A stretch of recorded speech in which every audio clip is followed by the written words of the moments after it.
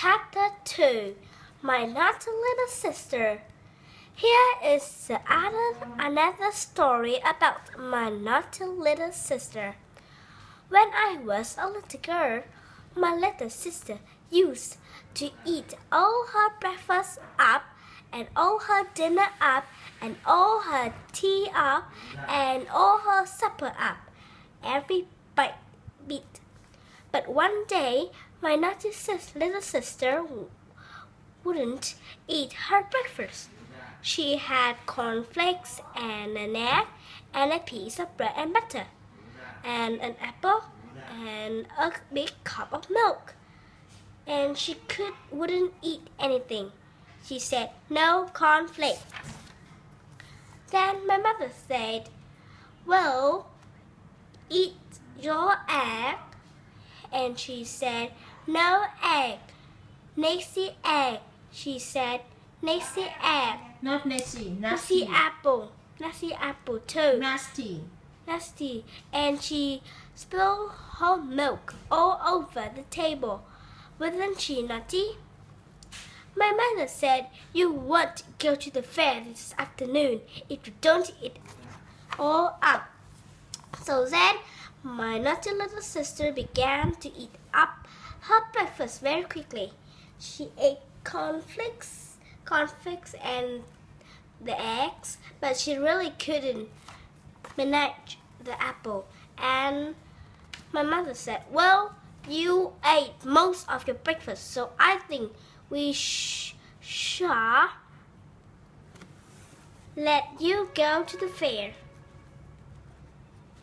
Shall I tell you why my naughty little sister hadn't wanted to eat her breakfast?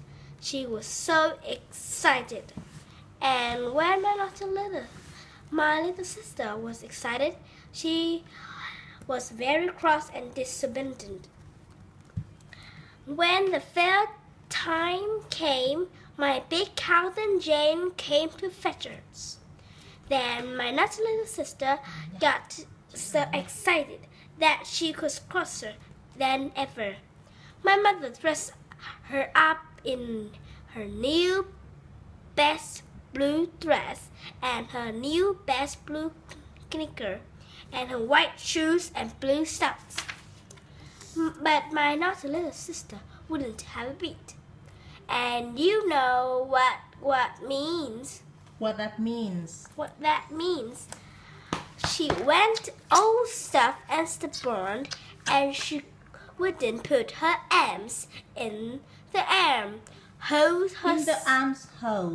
holes for herself, and she wouldn't lift up her feet or her shoes. Not lift up her feet.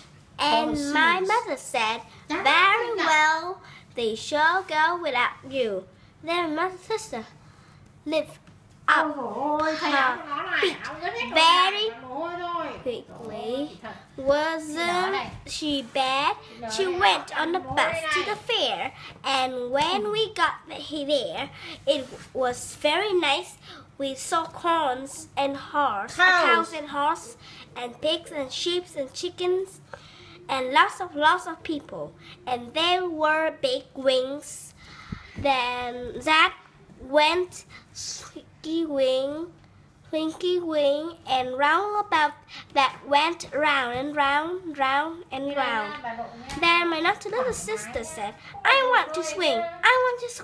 But my big cousin Jane said, "No, you are too little for those big swings.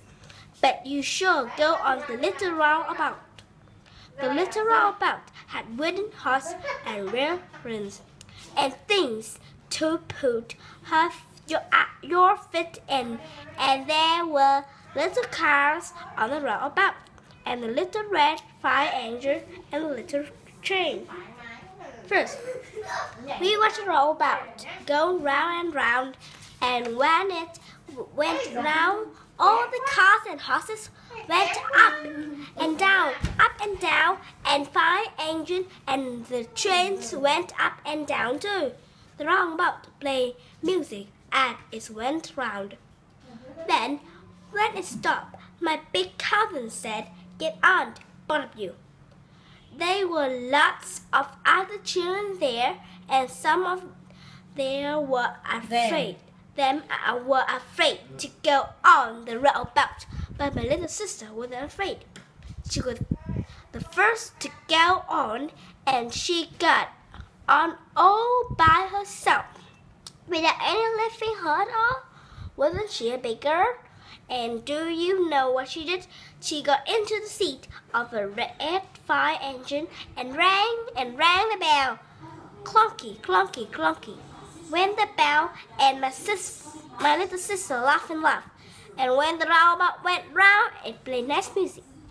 And my little sister said, "Hooray! I'm going to put the fire out." My little sister had 4 rides on the roundabout. 1, 2, 3, 4 rides. And then my big cousin Jane said, "We have spent all our money. We will go back. We will go and look at the people buying horses." But my little sister got thoughtfully nasty again, and she said, "No horse, nasty horse, Not nasty horse, want roundabout." There wasn't that bad of her.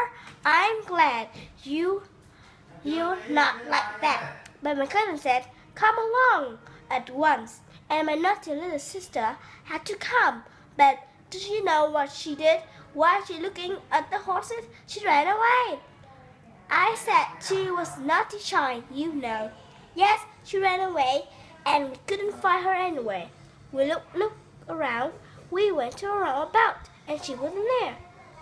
We went to swing, and she wasn't there. She went to the big place. Wasn't there. She wasn't at the big place, or the cow place, or the chicken place, or any of other place.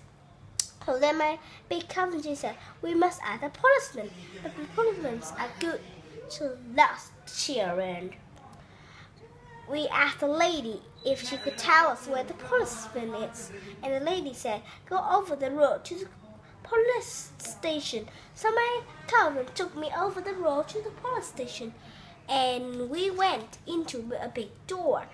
We threw another door, and we saw a policeman sitting without his hat on. And the policeman said, "How do you do, children? Can I help you?" Wasn't that nice of him? Then my big cousin Jane said, "We have lost a naughty little girl," and she told the nice policeman all about my bad little sister and all what her name was, and where we had lost her, and what she looked like, and the nice policeman wrote it all down in a big book. Then the kind policeman said, "No, we haven't a little girl here, but if we find her, we will send her home to you in a big car." So then my cousin Jane and I went home, and it was a long walk because we had spent all peace all around about.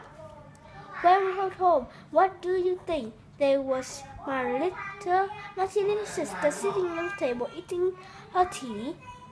He had got home before us, after all. And do you know why? What that was? It was because the kind policeman had found her and taken her home in his big car. And do you know, my little sister said she never run off like that again, because it was all nights being lost, and it made her cry. She said it made her cry, but my little sister said if she did get lost again, she would find another nice policeman to take her home, because policemen are kind to lost children.